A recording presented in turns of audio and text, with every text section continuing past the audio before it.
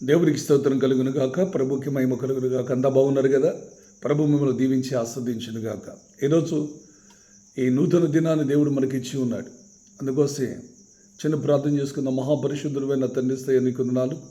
ఈ ఉదయకాలంలో ప్రభు నా తండ్రి నీకు వందనాలు. 2024 ఫిబ్రవరి నా తండ్రి 6వ తారీఖున నా తండ్రి ఉదయకాలంలో ప్రార్థించడానికి గొప్ప కృపించిన దేవుడు ప్రభు. కొద్ది నిమిషాలు నాతో నీ బిళ్ళతో మీరు మాట్లాడమని, ప్రతి దినము ప్రతి వాగ్దానంతో నింపి అయా ఆశీర్వాదంతో నింపమని ప్రార్థిస్తున్నాను. కొద్ది నిమిషాలు నాయన మీరే నా తండ్రి మాట్లాడమని యేసునామములో ప్రార్థిస్తున్నాను తండ్రి, ఆమేన్. ప్రియమైన దేవుని బిడ్డలారా, దేవుని సన్నిధిలో ప్రార్థిస్తునికి దేవుడు గొప్ప ఇచ్చాడు. దేవుడు మనకి తోడై ఉండుగాక. ప్రార్థనలో విధానాలు చాలా ఉన్నాయి. ప్రార్థన చేస్తున్నప్పుడు కొంతమందికి జవాబు వస్తుంది, కొంతమందికి జవాబు రావట్లేదు. ఈరోజు దావీదు యొక్క కీర్తనలో ఉన్న ప్రార్థనను ఒక రోజుగా ఈ పూట మనము ఉదయకాలం జ్ఞాపకం చేసుకున్నాం. 34వ కీర్తన 6వ వచనం. ఈ దీనుడు మొరపెట్టగా యెహోవా ఆలకించును, ఆయన శ్రమలన్నిటి నుంచి తనని రక్షించును. ఒకసారి మనం జ్ఞాపకం చేసుకోవాలి. ఈ దీనుడు మొరపెట్టగా యెహోవా ఆలకించును, వారి శ్రమలన్నిటి నుంచి విడిపించును. దీనత్వం ఒక్క విషయాన్ని జ్ఞాపకం చేసుకోవాలి. ప్రభు సన్నిధిలో ప్రార్థిస్తున్నప్పుడు కొందరు ఉపవాసాలు ఉంటారు, ఉపవాసాలు ఉండి ప్రార్థన చేస్తూ ఉంటారు. కొంతమంది ఉపవాసాలు ఉండకుండా కూడా ప్రార్థన చేస్తూ ఉంటారు. అసలు ప్రార్థన చేసేటప్పుడు ఒక విషయాన్ని జ్ఞాపకం చేసుకోవాలి.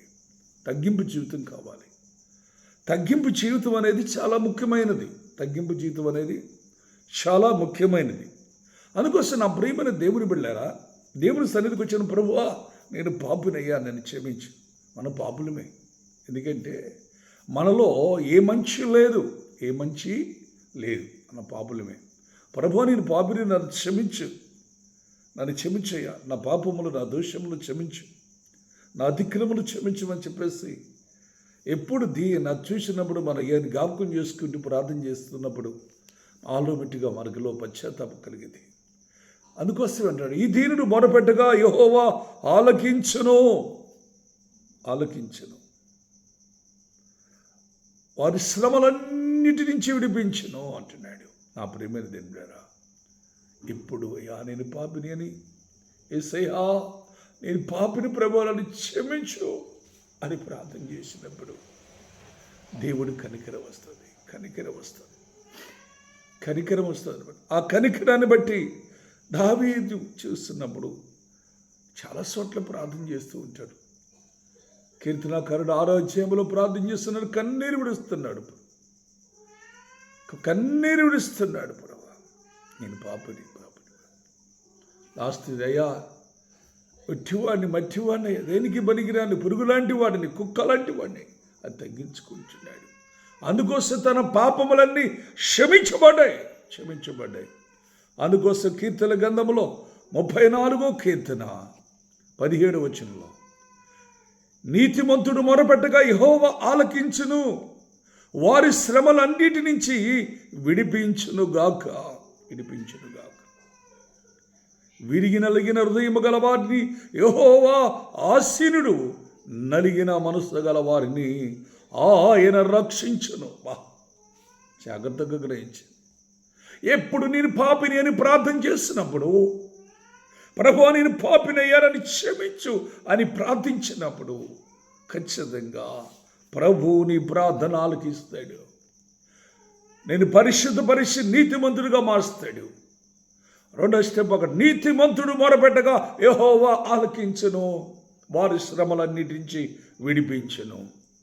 విరిగి నలిగిన హృదయము గల వారిని యెహోవా ఆసీనుడై ఉంటాడు. నలిగిన మనస్సు కలవారిని ఆయన ఎప్పుడూ రక్షిస్తూనే ఉంటాడు.